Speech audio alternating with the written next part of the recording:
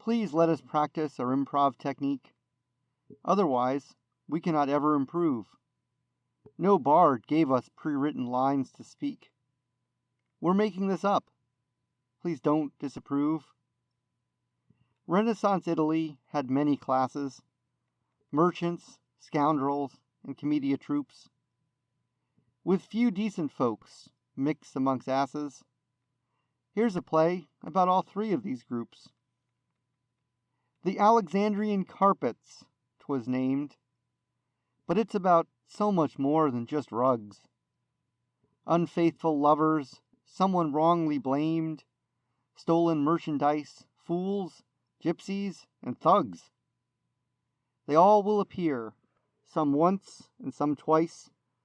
In Bologna, cads lead a life of vice. In Bologna, cads lead a life of vice. Horatio and Flavio are the cads. Many once chaste maidens did they entice, during years studying as undergrads. Flavio took Flamina's maidenhood. His friend Horatio took Isabel's too. These two cavaliers were up to no good, made marriage proposals. They soon withdrew. After their conquest, school ends, they go home. Two deflowered maidens made a mistake.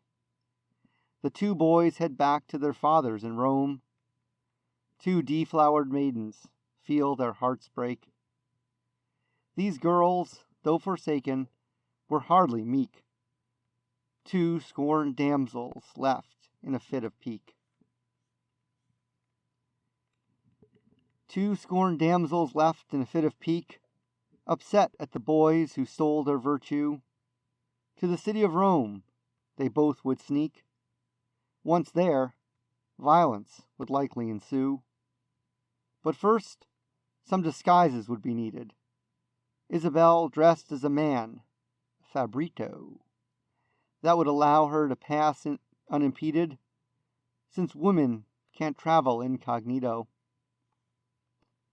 Flamina takes on the guise of a soothsayer. Crystal ball, black hat, long flowy dress.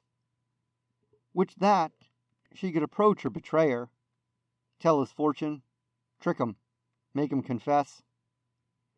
Meanwhile, a father seeks some advice, and accusations made that's not very nice. An accusation's made that's not very nice. Pantaloon bellows at his son's servant. You've led Horatio to a life of vice. Don't say you haven't. I'm quite observant. My lord, says Pedro, I'm just his attendant. I have no control over that bad seed. Know how you're missing your carpets, splendent? Horatio sold them, to buy some more mead. Pedro is lying to save his career. He stole those carpets, with intent to sell.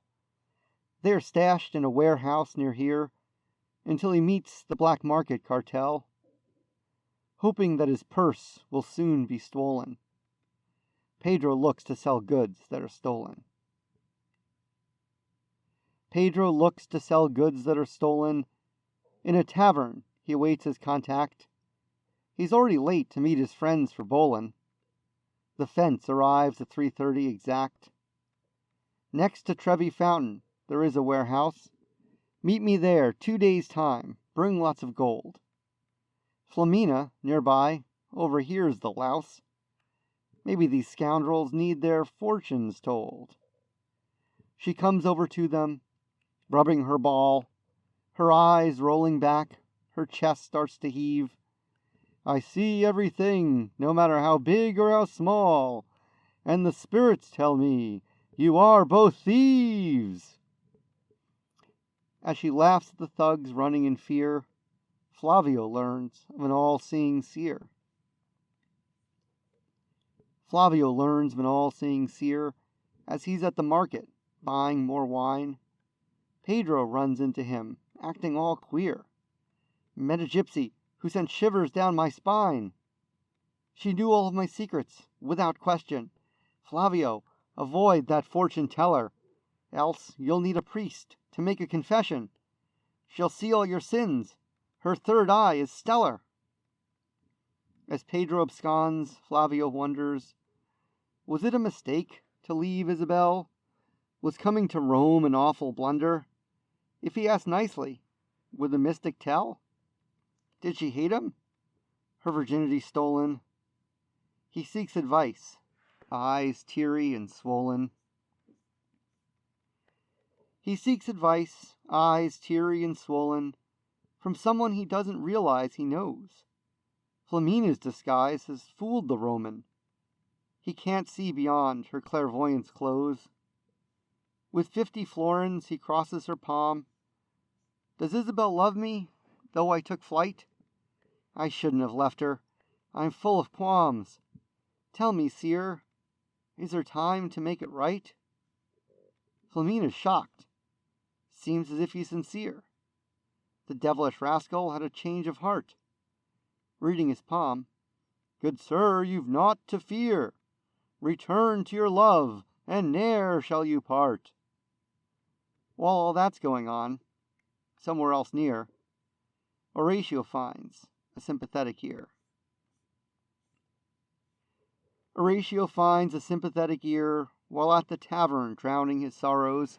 A tourist sits next to him with a beer while he's dreaming of his lost tomorrows. He talks of his problems to Fabrito. I loved a girl in Bologna, but fled. That tourist is Isabel incognito. A hasty decision that I now dread. Tell me more about this maiden, says the tourist. I treated her bad. Flamina was her name. Her figure soft, her heart the purest. I sullied her honor. I'm filled with shame. While Horatio pines for Flamina's hugs, Pantaloon searches for the thieving thugs. Pantaloon searches for the thieving thugs. His offspring's pilfering has made him sick. His son's head likely tween a harlot's dugs. Intends to beat him with this here big stick. Crosses paths with Horatio conversing. That little guy must be the rug's buyer. This illicit sale I'll be reversing. And you, wicked rogue, I'll set you on fire. He grabs Horatio's neck, begins to squeeze. That Pantaloon's a nasty curmudgeon. So Fabrito nimbly dodges and flees, lest he get hit with the old man's bludgeon. As he looks for a secure location, 2 scorned damsels share key information. 2 scorned damsels share key information as Isabel searches for a place to hide, recognized, though disguised, to their relation, when Fabrito and the mystic collide. Outside a warehouse near Trevi Fount, reunited after all they've been through, of their travels they first give an account. I have something to say. You first. No, you. Flavio loves you. He's full of regret. Horatio loves you. He claims he made a mistake. Both. We came here to kill those rakes, and yet... I have a plan. Meet me here at daybreak. Gives her directions. Don't worry about the bugs. Isabel hides under some purloined rugs.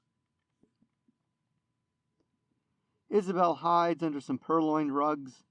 After following Flamina's direction, switches her boy clothes for ones a bit more snug, and awaits her Horatio's affection. Flamina, meanwhile, finds Horatio as the old man drags his son down the street. Pantaloon, the mystic cries, you must know, at dawn in Trevi the true thieves will meet. Task 1 now done, she finds Flavio next. Reads his palm, says she can sense his heartbreak. He's under a spell. To relieve the effects, he must arrive at Trevi by daybreak. Flamina's plan deserves an ovation. Horatio still dreams of fornication. Horatio still dreams of fornication, nodding off in the alley next to his dad, while Pantaloon only dreams of castration He's gonna hurt that rug buyer bad. They watch as, at dawn, a slim figure creeps, enters the warehouse where the carpets lie. From behind some oak barrels, Pantaloon leaps. "Wake up, son," he says. "Let's go get that guy." Flavio arrives a moment behind, came at the seer's guidance to end his curse. The three go inside, but all that they find, some stolen carpets, boy clothes, and a purse. Although the men look around for that goon, the burglar is not found by Pantaloon. The burglar is not found by Pantaloon. "I saw him enter. He will not evade." The seer steps out. "By the light of the moon, no one is here except a beautiful maid." As if on cue, Isabel is revealed. "Old man, the thief you seek is your servant. Pedro stole those carpets, had them concealed. You'd have known this if you were observant." Horatio can't believe Isabel's here. Pantaloon can't believe Pedro's so disloyal. "That vile servant of mine, I'll make him pay dear. I'll whip him harshly, then boil him in oil."